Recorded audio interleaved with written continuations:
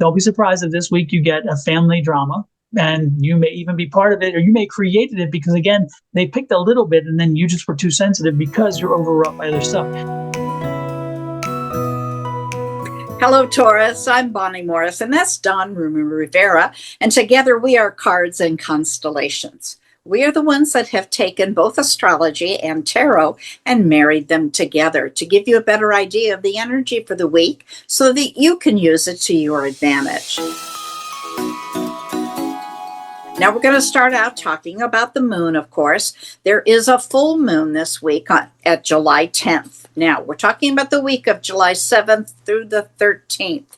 So on the 10th at 8:30 in the evening, Greenwich Mean Time, you're going to see a full moon in the sign of Capricorn. Now, what does that mean? That means the moon illuminates everything you've been doing. So this is the opportunity to go, okay, I don't like that over there, and I want to change that, or I don't need that anymore, and tweak everything so that you have what you want while you can see it. And then we pivot and start to turn away. In order to figure out what we're working on, we have to step back to the new moon in Capricorn on January 11th of 2024. So find your journals, look back on Facebook, whatever you use to find out what intentions, what seeds did you plant in the universe. And then on October 10th of 2024, we had the first quarter moon in Capricorn. And that's when you did all the work. You set everything up. But some of it you did in the dark. So now you can see it all, and you might need to change it during the full moon. Now, we wait for the last quarter moon, which doesn't occur until April 10th of 2026 in Capricorn. That's when we celebrate the success and we turn away and allow it to go off on its own. Now, let's see what the stars are saying. In the beginning of the week, you'll find your emotions are very deep, but you have a graceful ability to navigate that. Love is transformative and healing collectively this week. You have energy, confidence, and assertiveness. You find it by setting the example for others. You can be inspiring. You have a love of tradition. You're dependable, calm in the home and family, and your loyalty and caring is unwavering this week. Your emotions are giving you a sense of inner peace, and you trust your intuition. Your compassion, tenderness, and understanding go a long way. Now, this is a week for powerful inner growth. Although you're not fond of change, and none of us are, you understand that it's necessary and possible. On the 8th, you may find yourself needing some emotional security and having difficulty trusting others. Guard your feelings, but use caution because that can lead into loneliness. Midweek, there's a full moon hitting us, and it'll highlight some contrast between your identity and maybe your emotions.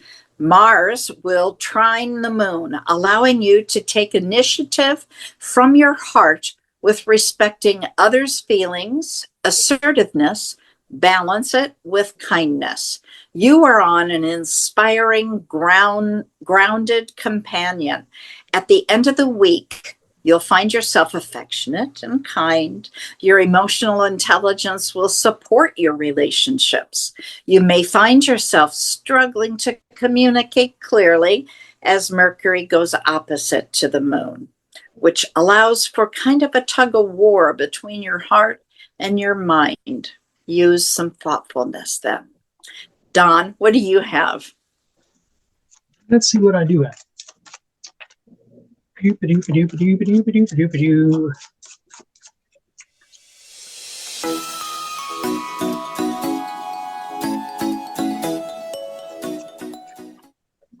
All right. Overall energy for the week, a bit lost, a little bit focus problem, focus. Whatever, don't be surprised if you find a lot of things distracting you, pulling you away from tasks. Again, it's not your energy, it's your environmental energy. And the environmental energy is there is going to be things thrown at you that you don't probably even need to deal with, but yet you're going to be having them slammed at you so much that you're going to want to deal with them.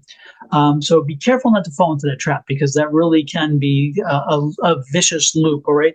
So this week, focus. If you need something done, cut out the universe, cut out the environment, cut it and say, you know what? I can't pay attention to that. I need to do me, and then focus on whatever it is you need to get accomplished. Because again, your environment will bring a lot of things toward you this week. And look at that. There's a seven. I just talked about the 7 of Wands. A lot of things competing for your interest. A lot of things are like, hey, me, no, me, no, me, no, me, no, me. And then you have the, hey, I'm higher priority and I'm higher priority. Also, you have 77. So make sure when you're done with this reading, go to Google, type in angel number 77 and find out why that number resonates, because that's part of this reading. But when you have sevens in your reading, and there are odd numbers and even numbers in tarot with the minor arcana, which is again the odds and even numbers. You have the odds are usually cards that are lesser positive. I'll put it that way, and they can be somewhat derogatory and negative. And the even cards are positive. Okay, so there is a bit of a negative energy around you this week, and for you specifically, because these two cards, the 2 sevens, are your cards, and one is the environment, one is you. It's confirming that there's just a lot of chaos and conflict. Don't be surprised if family members tend to pick at you the wrong way, and they can hit you in ways that nobody else can, and they find that right soft spot. Don't be surprised if this week you get a family drama, and you may even be part of it, or you may created it because again they picked a little bit and then you just were too sensitive because you're overwrought by other stuff. So this is a week of conflict, a week of conflicting interests, a week of conflicting data. Things don't make sense. They won't make sense because again, you're going to say, wait a minute, I heard this and now you're telling me this and this. Again, it's just a lot of conflicting energy around you and you're drawn into it. Don't worry, it's not going to last you long. This is a 9. So we're looking at maybe a week or 2 of this kind of drama hanging over you. And again, it's not a drama. I should not say that. It's an energy that can lead to drama if you allow yourself to go down that rabbit hole and buy into the fact that, oh man, I got to have this, got to have this. I got to watch out for this person. I got to take care of this. This is a week to really take care of yourself and avoid these pitfalls. And that's why we're here.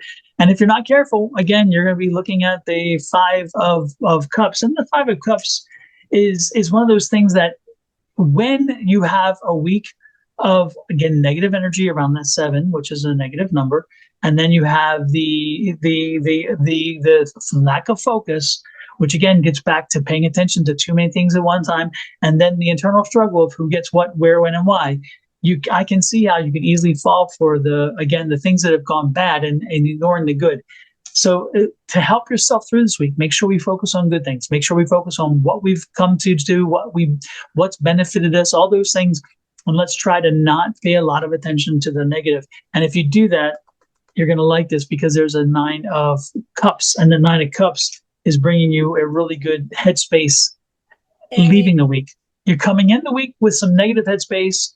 You're leaving the week with 99s. So check out the 9s. The 9s in this case, even though it's a negative number, the 9s are more positive than the other negatives. Okay. So, and we're looking at, again, the 9 of Wands aligned with the 9 of Cups. So you're leaving the week in a much better energy than you came in with. Check out the angel number 99 as well. Make sure you understand that one, because those two, 77 and 99, are integral to what we got going on here. It's a lot of confusion, actually. And I even the reading to me seemed confusing. And I'm like, what's going on there? So that's what I got, Bonnie.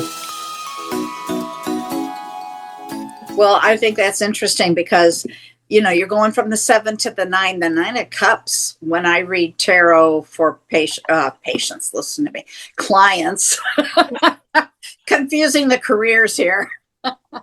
When I read for clients, that 9 of Cups usually is all about a wish or a manifestation coming to fruition. So that is wonderful. And that ties in with that full moon. There's going to be some angst because things were done a little bit in the dark. And now that full moon is illuminating it. And that's like you go, oh, no, I don't like that. We're going to change that. So I think that's that negative energy. And it leads to the positive because you're going to come out of the week stronger, and you're going to come out of the week completing a project. So I think that's where that's headed. Cool beans. I'm liking that very much. Well, folks, you can help us complete a project by growing the channel. We would appreciate it. How you do that? Hit that subscribe button. If you're on Sonoran Mystic Tarot, which is right here, it's always backwards when I'm doing this. I don't know why. Anyway, this one right here. If you're doing this, then hit that subscribe and go over to Miss Bonnie's and hit subscribe to Your Love Goddess. That's her channel on YouTube. Additionally, while you're looking for channels, go up to Cards and Constellations, cards with the at sign or ampersand. What do you call this? Ampersand. There you go. Look at this. I'm all over the place. Ampersand. Ampersand. Ampersand. Yeah, there you go.